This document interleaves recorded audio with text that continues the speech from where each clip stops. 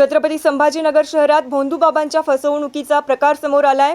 Jawahar Nagar police ठाण्याच्या हद्दीत एका 75 वर्षीय वृद्धाची सोने दुप्पट करून देतो या आमिषाने फसवणूक करण्यात आली असून या प्रकरणी गुन्हा दाखल करण्यात आला आहे। फिर्यादी आप्पाराव रामराव बेंबडे हे आज सकाळी नेहमीप्रमाणे फिरण्यासाठी घराबाहेर पडले होते। सकाळी 9 ते 10 वाजेदरम्यान शहानूरमिया दर्ग्याच्या उड्डाण पुलाखाली पोद्दार शाळेच्या पाठीमागील मुख्य रस्त्यावर एका पांढऱ्या रंगाची चारचाकी गाडी त्यांच्या समोर येऊन थांबली। गाडीतून 2 अनोळखी इसम उतरले। त्यापैकी एकाने अंगावर कपडे नसून अंगाला भस्म लावले होते।